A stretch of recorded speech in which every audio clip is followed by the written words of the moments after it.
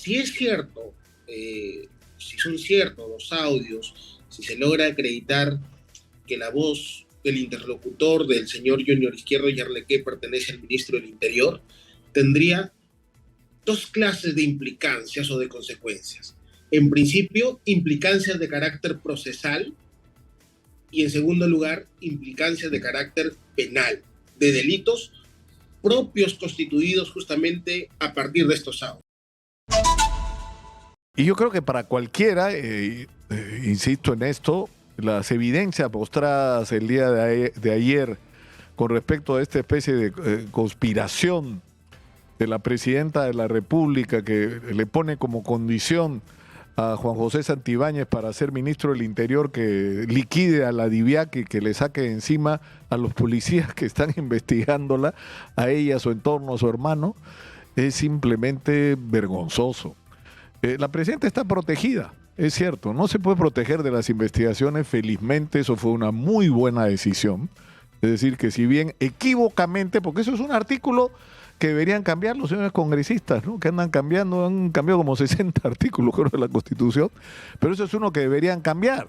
Es decir, que el presidente así haya cometido un delito, tú no lo puedes acusar hasta que acabe su mandato. ¿Por qué?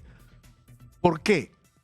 Depende de la gravedad de delitos que haya cometido y las evidencias que tenemos sobre no solo Dina Boluarte, los presidentes anteriores son pero grotescas y deberían justificar que el presidente no solo debería ser investigado como se puede hacer ahora, sino también acusado y a partir de ello destituido como presidente por corrupto, por ejemplo, ¿no? Pero en fin,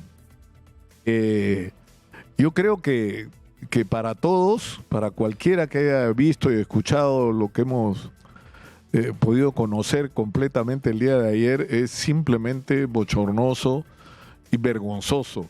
Y es una muy mala señal de dónde está la cabeza de quienes están conduciendo la lucha contra la inseguridad en el país. No están en lo que es la preocupación de la inmensa mayoría de ciudadanos que son víctimas de la delincuencia y que viven agobiados por ella. Ahora, de lo que hemos visto hasta ahora, ¿qué va a pasar desde el punto de vista legal? ¿Qué implicancias tiene? Y vamos a hablar sobre esto. Estamos ya conectados, ¿no? Con Erwin Siccha. ¿No es verdad, señora Magariño? Estamos conectados con Erwin. Erwin, muy buenos días. Muy buenos días, Nicolás. Qué gusto nuevamente saludarte. Erwin, miremos estos hechos desde una perspectiva estrictamente legal, ¿no? Es decir, estamos hablando de un ministro que en un audio y en un proceso que ya está en investigación se acredita de que la presidenta le ha solicitado sacar a personal de la policía, liquidar una dirección de la policía, y el problema es que esas cosas ocurren en la realidad, es decir, que el ministro cede, ¿no? ¿Qué implicancias legales tiene esto? Nicolás, mira, si es cierto, si son ciertos los audios, si se logra acreditar que la voz del interlocutor del señor Junior Izquierdo Yarlequé pertenece al ministro del Interior, tendría dos clases de implicancias o de consecuencias. En principio, implicancias de carácter procesal y en segundo lugar, implicancias de carácter penal, de delitos propios constituidos justamente a partir de estos audios.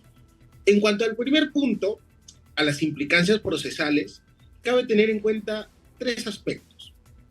La presidenta de la República viene siendo investigada, incluso ha sido ya denunciada por el delito de cohecho ante el Congreso de la República por parte del fiscal de la Nación. En segundo, también es investigado su hermano, justamente que se ha requerido prisión preventiva por el caso Guayquis en la Sombra. Y en tercer lugar, el ministro del Interior también tiene una investigación abierta por la Fiscalía de la Nación por el delito de abuso de autoridad. A partir de ello, ¿qué podemos asumir? Que en estos tres procesos penales que investigan delitos independientes, el contenido de los audios podría revelar un claro, pero clarísimo peligro procesal, que le puede generar muchísimas dificultades a la presidenta de la República, a su hermano, así como al actual ministro del Interior. En segundo lugar, hay ciertas consecuencias, te reitero, de lograrse acreditar que estos audios son verídicos, de carácter penal, pero por el propio contenido de los audios. Me explico. En este caso se habla, y tú lo has escuchado, estos audios han sido grabados el 21 de mayo de 2024, según las informaciones de los medios de comunicación, y 5 días antes, el 16 de mayo, el ministro fue designado como tal por la presidenta de la República. Y en el audio también se escucha que en 2 oportunidades, no se sabe cuándo, la presidenta de la República habría solicitado al actual ministro del Interior que desactive la DIVIAN. Y en otro audio habría que verificar justamente las fechas de estos, aunque se señala que todo sería de la misma reunión en el Chifa. Él le dice, pues bueno, pues tenía que decir todo eso porque se tiene que hacer de todo para subir. Ya luego le tuve que decir que no tanto. Entonces, acá, si nos damos cuenta en un lenguaje muy sencillo, si es cierto lo que se dice, habría una designación a cambio de. Y es lo que ya te señalaba en anteriores programas, cuando uno, indistintamente qué tipo de beneficio sea, realiza sus funciones o las infringe a cambio de algo, podríamos estar frente a un delito de cohecho. Entonces, a partir de todo lo que te he señalado, te reitero, primero habría un peligro procesal en los procesos ya abiertos contra la presidenta de la República, contra su hermano, contra el actual ministro del Interior, y en segundo lugar, podría revelarse, no te lo digo categóricamente porque habría que investigar más, pero podría revelarse un cohecho, pues habría cumplido la función de designar a alguien para obtener un beneficio, y de este beneficio puedan también favorecerse otras personas que están siendo investigadas independientemente. Lo que sí yo puedo recomendar al ministro del Interior, que no se excuse en que eso podría ser inteligencia artificial, porque eso sería muy fácil de desacreditar, y a veces siento que simplemente se dice, no es mi voz, y con eso ya tratan de finiquitar con el debate. Y lo cierto es que las ciencias forenses en los últimos años, Nicolás, ha evolucionado muchísimo. ¿Cómo podría coadyuvarse a determinar si estos audios son verídicos? En principio, ya hay un reconocimiento del interlocutor Izquierdo Yarleque. Es un elemento de prueba que dice, yo soy el que está hablando allí y mi contraparte es el actual ministro del Interior. También, recuerden que se habla de que estos audios han sido grabados en un chifa. Por lo tanto, debería haber vouchers de consumo. No, pero el propio ministro Erwin reconoce que el encuentro en el Chifa ocurrió. El propio ministro ha reconocido el encuentro. A eso quería llegar. Pero no solo eso, ¿no? A eso añadiríamos los informes de geolocalización y además, lo que es más importante acá es la pericia fonética. Porque si bien es cierto que ahora, a través de la inteligencia artificial, se puede en cierta medida imitar las voces, tratar de dar similitud a una voz real, lo cierto es que actualmente tampoco existe la tecnología de que esa imitación sea 100% igual. Por lo tanto, ¿no?, los peritos fonéticos sí pueden determinar y están en esa capacidad. Sí, perdimos de pronto la... Claro. Hola. Sí, ahora sí, nos reconectamos. Tú decías que los peritos forenses están en la capacidad de acreditar rápidamente, ¿no es cierto? Que la voz, o sea, no es producida por inteligencia artificial, porque una voz natural del ser humano tiene ciertas flexiones, ¿no? Ciertas tesituras que aún no puede ser igualada por la inteligencia artificial, que aún pese a la tecnología que existe actualmente, reitero, siempre suele expresar una voz un poco robótica. Es cierto que para el oído común puede haber mucha similitud, pero para un perito fonético esto es fácilmente diferenciable. Claro, ahora hay un asunto más que Junior Izquierdo, el capitán Junior Izquierdo, ha hecho entrega del equipo, es decir, el teléfono con el que se realizó la grabación.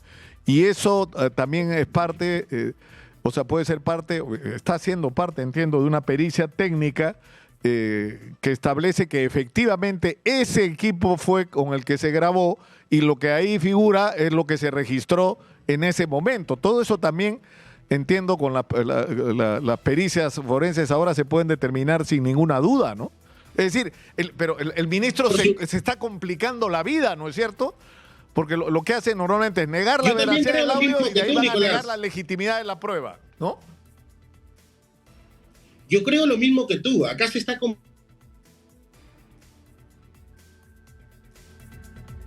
Ay, caray, tenemos un problema acá con el audio, ¿no? No sé qué está ocurriendo, que se nos va el audio.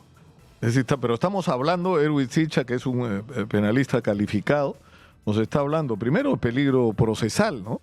Porque estas personas tienen en sus manos el poder para interferir sobre procesos de investigación, como lo están haciendo de una manera explícita a estas alturas. Pero en segundo lugar hay el delito de cohecho, pero yo quería agregar, no sé si ya tenemos la reconexión con Erwin Sicha. Erwin, tú has hablado tú has hablado de peligro procesal, sí, y de cohecho.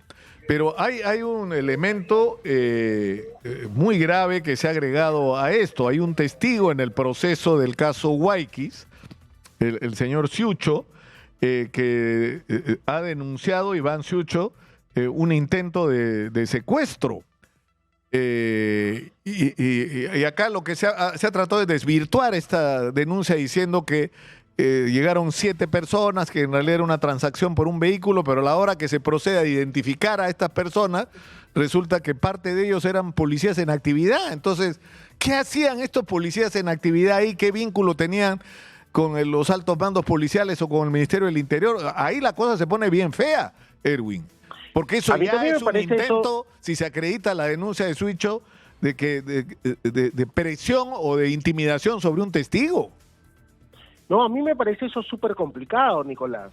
No solo por el riesgo que evidencia para todos los procesos penales en los que están inmersos bien la presidenta o su hermano, sino que además el riesgo que implica para cualquier ciudadano ser presionado por miembros de la Policía Nacional del Perú para dejar de colaborar con la justicia. Según los medios de prensa, te reitero, se señala que habrían participado hasta 3 efectivos policiales, y según lo que se ha señalado, por ejemplo, el día de hoy en el portal La Encerrona, supuestamente parte del relato de este testigo protegido, ¿no? Parte de su relato sería que una persona le habría dicho,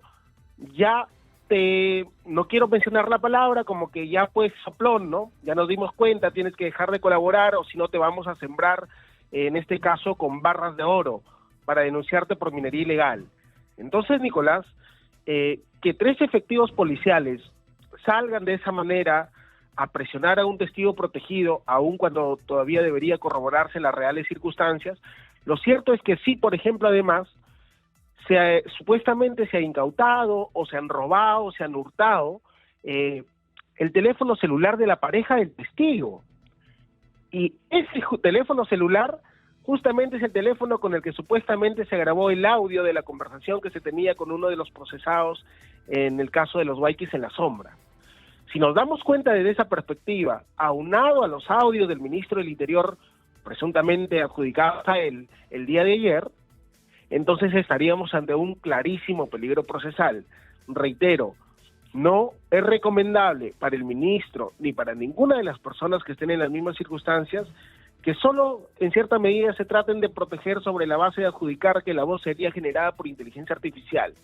Los elementos de convicción y las ciencias forenses en la actualidad pueden darnos claras luces de quién es el autor de dichos audios. Por esa razón veo gravísima la situación, no solo para el gobierno, sino además para personas ajenas al gobierno que están siendo procesadas por actos sí vinculados a él. Ahora, ¿cuál es el límite que tiene el Ministerio Público para actuar? El Ministerio Público puede investigar a la presidenta, pero no la puede acusar. El hermano de la presidenta no tiene ninguna protección. ¿El ministro del Interior tiene alguna protección? El ministro del Interior sí. Él está comprendido en el artículo 99 de la Constitución Política del Perú, más el hermano de la presidenta no. Y es por esa razón, Nicolás, que justamente el equipo fiscal de lucha contra la corrupción del poder ha solicitado prisión preventiva contra él y sus coprocesados. Y esto implica que ya se formalizó la investigación preparatoria, que sobre la base de lo que han advertido están solicitando prisión preventiva y que posterior a esta etapa, creo yo que es lo más probable que terminen formulando un requerimiento acusatorio para llevarlos a juicio oral. Ahora, el tema es el siguiente. En este contexto, es decir, supuestamente, yo sé que lo de la prisión preventiva ha sido usado hasta en exceso en el Perú, ¿no es cierto? Que con eso se ha resuelto, se ha parchado. Es decir, ya lo metes preso al investigado y con eso te olvidas del tema por años, cuando en realidad el objetivo debería ser investigarlo, acusarlo y llevar a juicio en un plazo corto, ¿no? Sin embargo, la prisión preventiva es un instrumento absolutamente legítimo, bien usado y tiene requisitos, ¿no es cierto? Que el delito que presumiblemente has cometido tenga más de 4 años de condena, lo cual implicaría prisión preventiva. En segundo lugar, que tu permanencia en libertad implique el peligro de que vayas a fugar, ¿no es cierto? Que te vayas ¿no es cierto?, a evadir la acción de la justicia. Pero el tercero es el del peligro procesal. Es decir, de que tú puedas interferir en el proceso de alguna manera. Y ese podría ser el caso de Nicanor Boluarte. Es decir, que el argumento de la Fiscalía puede estar siendo sostenido por toda esta información que está saliendo, ¿no? Totalmente. Como tú indicaste, existen 3 presupuestos claros, aun cuando puede existir también otros elementos como proporcionalidad, etcétera. Son 3 elementos claros que establece la normativa.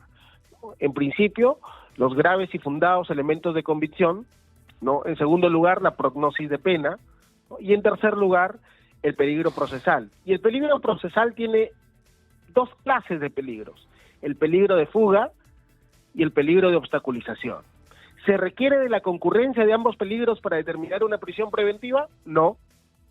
Solo se requiere la presencia de alguno de ellos, bien de fuga o bien de obstaculización. Y ya en el caso, recordarás tú, de la señora Keiko Fujimori y de muchos políticos que justamente han utilizado el poder a veces para intentar morigerar o atenuar la implicancia de las investigaciones penales en su contra, se les ha logrado construir un peligro procesal y se ha determinado en su momento la prisión preventiva. Yo estoy absolutamente de acuerdo contigo, Nicolás, absolutamente de acuerdo que el Ministerio Público abusa en muchísimas ocasiones de la prisión preventiva, porque a veces solo se centra en discursos retóricos. Sin embargo, más allá de ello, también no se le puede echar toda la culpa al Ministerio Público, porque evidentemente los procesados pueden generar conductas que impliquen claramente peligro procesal. Y si una persona que está siendo investigada a través de su hermana puede desactivar el equipo de policías que apoya al equipo de la Fiscalía que lo investiga, a mí me parece, claro, con muchísimo respeto, que eso es un claro peligro procesal, porque está tratando de evitar que la justicia se desarrolle de una manera adecuada, de una manera célere, de que se realicen las investigaciones con el apoyo logístico necesario. Erwin, te agradezco mucho por habernos atendido, como siempre, muy gentil y muy claro. Igual, Nicolás, muchísimas gracias. Muy buenos días. Erwin Siccha, abogado penalista, ha estado con nosotros. Bien complicada la situación. O sea, Dina está protegida hasta el 2026, ¿no es cierto? No de la acumulación de la investigación y los cargos que va a tener que afrontar cuando deje de ser presidenta. El ministro tiene el antejuicio, pero eso puede implicar que el Congreso de la República decida que darle el pase al proceso y el ministro enfrentar una situación muy complicada. O sea, Juan José Santibáñez tiene que medir bien los pasos que va a dar, y yo creo que él es más que nadie en su condición de abogado, además muy calificado para entender lo complicada que es la situación en la que él mismo se ha puesto por ceder a la presión política. Y todo esto ocurre mientras el propio Instituto Nacional de Estadística e Informática, que felizmente es una institución manejada por técnicos que se conducen con seriedad, ha llamado la atención sobre un hecho. La percepción de inseguridad de los peruanos no ha disminuido en contra de lo que dice el ministro del Interior y las autoridades del gobierno, ha aumentado. El 82% de la gente se siente insegura en las calles en el Perú por el aumento de la delincuencia.